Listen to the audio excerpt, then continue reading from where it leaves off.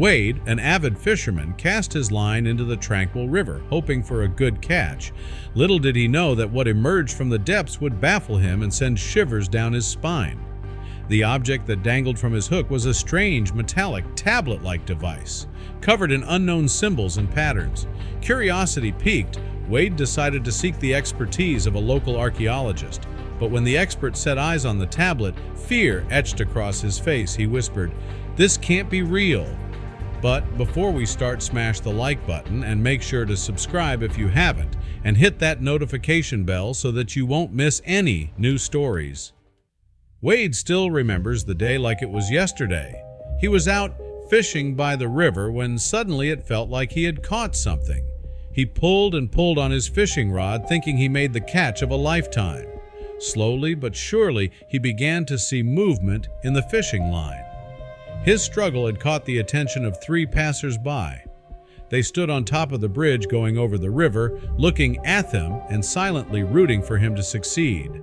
Not long after, the supposed fish suddenly gave way, and he pulled it in with ease. It wasn't until his hook was fully out of the water that he realized he hadn't caught a fish at all. There, on his fishing line, hung a rectangular device, covered in mud from the riverbank. He sighed. This was a bit of a disappointing catch, or so he thought. He looked to his left and saw that the 3 passers-by had moved on and were already across the bridge. Still a bit out of breath, Wade sat down in his chair, holding the muddy device in his hands. He grabbed a damp cloth from his bag and began to clean up the device. He soon recognized a touchscreen, and his excitement immediately came back. Did he just catch a real tablet? He had never seen anything like it before, and it almost looked like the symbols were in some kind of pattern. As soon as he got home, he let the tablet dry on clean towels and blow-dried the charger port. The last thing he wanted was for the tablet to create a short circuit, so he waited until he felt confident enough to plug the charger in. Now it was only a matter of waiting until the tablet turned on. While he waited, he searched the web for the meaning of the symbols. There was nothing to find online about the strange symbols, even with a reverse image search on Google, which was very strange to Wade. As he was lost in thought about the strange tablet, he suddenly saw something light up in the corner of his eye. Wade had never expected the tablet to still work after being submerged underwater for a long time, but it did. He imagined finding different apps and other regular things on it, but instead, the tablet was almost empty. Without thinking much about it, Wade clicked on the folder. Immediately, a gallery of photos popped up on the screen. Wade had no idea what he was looking at, as the pictures seemed to be made in the dark. Confused, he decided to open the app. The app had no name, and the app's icon was a single black dot on a white background. The app opened, and immediately, his screen filled itself with strange text. It almost seemed like the tablet was overcome with a strange virus. Knowing he would never be able to get the tablet to work on his own, he called one of his friends. His best friend, Kevin, worked at a tech company, so Wade figured he was his best option. He set up a meeting with him for the next day so he could show him the tablet, and hopefully he would get it to work. Kevin arrived at Wade's doorstep early in the morning. He was very curious about Wade's find and eager to get it to work. As soon as Wade showed Kevin the tablet, he saw his eyes widen in shock and amazement. Kevin eagerly took the tablet from his friend's hands and began to inspect it thoroughly. "So, can you fix it?" Wade asked hopefully. "I'm not sure, but I will do my best," Kevin answered. "Could you get me a coffee or something?" "Oh yeah, sure," Wade said, and he quickly left the room to make his friend a coffee. "Kev, you okay in there?" he asked, but no answer. He confusedly walked back to the living room and was shocked to see it was empty, and the tablet was gone. Wade's stomach turned at the thought of one of his best friends stealing from him, but it sure looked like it. Suddenly, he heard a car start in his driveway. "Kevin!" Wade yelled as he ran outside. Wade quickly jumped into his own car and raced after his friend. How could this happen? He thought as he pressed his gas pedal all the way down. The roar of engines reverberated through the quiet street as Wade's car surged forward. Desperation clawed at him. "Where are you going, Kevin?" he wondered, navigating through narrow lanes and bustling avenues. Wade's chase led him to a grand old building, the exterior faded from years under the sun and rain. Its architectural design was intricate, a testament to the craftsmen of a bygone era. As Kevin's car disappeared into an underground parking area, Wade's confusion deepened. It was a well-known historical library in the city. What business did Kevin have there at this hour? Drawing closer, Wade noticed muted light filtering through the basement windows. He approached cautiously, finding a window that offered a clear view inside. A group of people, including Kevin, sat around a long wooden table, illuminated by a single hanging lamp. From his vantage point, Wade could catch snippets of their discussion. "The letters date back decades," said one. Another pointed at a map. "This is where they settled after the war." The group seemed engrossed in a collaborative research project, piecing together fragments of a family's history or perhaps a community's, but why the secrecy? As he listened, Wade realized Kevin's involvement might be more personal than he'd imagined. The gathering dispersed as the dawn approached. Kevin, with a folder tucked under his arm, exited the building. Wade stayed hidden, reflecting on the night's revelations. Instead of confronting Kevin immediately, he decided to seek answers elsewhere first. He left the vicinity of the library, ensuring his presence remained unnoticed. Wade realized that uncovering this deeper mystery would require a strategic approach, but doing this alone was risky, especially after the earlier chase.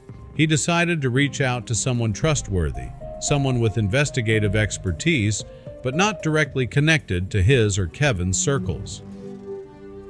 Maria was a seasoned journalist Wade had met during a conference 2 years prior.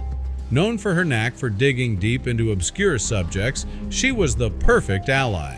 Hesitant at first, Wade picked up his phone, dialed her number, and waited. "Hello?" she answered. "Maria, it's Wade. I need your help with something," he started, trying to sound calm. "Wade, it's been a while. What's going on?" she asked, sensing his urgency. He knew he had to explain everything, but where to start? Maria listened intently, but Wade could sense her skepticism. "So, you're telling me that Kevin is involved in some kind of secret society focused on old books?" she questioned. Wade nodded before remembering she couldn't see him. "It sounds wild, I know," he replied, "but I've seen things tonight that I can't explain, Maria. I just need someone to help me piece it all together." Wade described the gathering, the whispered conversations, and the shadowy figures that had chased him. He even sent Maria a photo of the strange tablet he'd glimpsed. Together, they began analyzing the symbols on the tablet. Some were familiar, others utterly foreign, but there was a section of the tablet that stumped them both. Characters neither of them recognized, scripted in flowing, intricate patterns. Wade decided it was time to confront Kevin directly. From the moment Kevin walked in, Wade could tell he was on edge. "Kevin," Wade began, "you have to tell me what's going on. Why all the secrecy?" Kevin sighed deeply, running a hand through his hair. "Wade, I'm sorry. I never wanted to drag you into this. I was promised knowledge, power, and a chance to change the world," Kevin began, his voice wavering. "They told me about lost histories, forgotten treasures, and said I could be part of unlocking it all. But I didn't realize the cost until it was too late. The group, they demand loyalty, absolute and unyielding." Wade swallowed hard, processing Kevin's revelations. When Wade and Kevin contacted Maria, an expert in decoding ancient scripts, they didn't anticipate how quickly she'd have answers. Within hours, she was animatedly explaining her findings. "This isn't just any script," Maria began. "It's a record, a personal account from someone who lived centuries ago. Not for wealth, but to preserve history." Wade's heart raced. "So, there might be more out there?" Kevin nodded slowly. "And if this group I was involved with knows, they'd want to control it all. Understanding dawned upon the trio. These vaults could hold the keys to untold histories, cultures, and stories that the world had forgotten. In the wrong hands, such knowledge could be used to manipulate, control, or even erase parts of history. Wade, Kevin, and Maria knew that they couldn't take on this monumental task alone. They needed a team, individuals with unique skills to help them navigate the challenges ahead. They reached out to old friends, Lydia, a tech genius with hacking abilities, and Carter, an ex-military strategist. Lydia's fingers flew over the keyboard as she accessed building blueprints and city plans, searching for potential vault locations. These old structures, she mused, highlighting a series of underground tunnels. They connect in a pattern. Carter studied the screen, drawing possible entry and exit points. With potential sites identified, the team began their preparations. Night after night, the team embarked on their reconnaissance missions. One evening, as Wade and Lydia were mapping out a new section, they stumbled upon an unexpected find, a series of hidden cameras. Everyone held their breath, waiting for the next move, knowing that their cover might be blown. Wade and Maria made their way to the designated location. There, hidden in plain sight, was the object they had been searching for. Not the tablet, but something of equal importance. A piece of the puzzle they hadn't known was missing. Holding it up to the dim light, Wade whispered, "We've got it!" Their mission against all odds had been a success. Back at their makeshift base, Wade gingerly placed the tablet on a table surrounded by a plethora of tech equipment. Kevin and Maria, specialists in ancient inscriptions, donned magnifying glasses. The tablet, etched with intricate designs and symbols, seemed to hum with history. Hours turned into days as the team meticulously decoded the inscriptions. Maria made the first breakthrough, recognizing patterns similar to ancient navigation charts. "These aren't just symbols," she exclaimed, "they're coordinates." The room grew electric with excitement. When Lydia overlaid the tablet's inscriptions onto a global map, it led to a remote region in the Himalayas. Equipped with the necessary gear, the team embarked on their journey to the Himalayas. Scaling treacherous mountains and navigating through dense forests, they faced challenges at every turn. But the thought of what lay ahead drove them on. After days of arduous travel, they stood before an imposing stone entrance, the gateway to the legendary vault. As the stone doors slowly creaked open, a rush of ancient air met them. The vault was a cavernous chamber filled with artifacts, scrolls, and treasures from civilizations long gone. Wade picked up a dusty tome, its pages hinting at more mysteries to uncover. The tablet was just the beginning. Kevin nodded, determined to earn back the trust he had once broken. As they delved deeper, they realized they were treading where no one had for millennia. In one chamber, they stumbled upon a grand mural that depicted a civilization's rise and fall. Maria, with her knowledge of ancient scripts, began translating the inscriptions. The story told of a great leader, a betrayal, and a hidden sanctuary. As the pieces came together, the team realized that this vault might just be a small piece of a much larger puzzle. As the team explored, Maria was the first to uncover a scroll, its edges frayed with age. Carefully unfurling it, she read aloud tales of an advanced civilization that once thrived in this very location.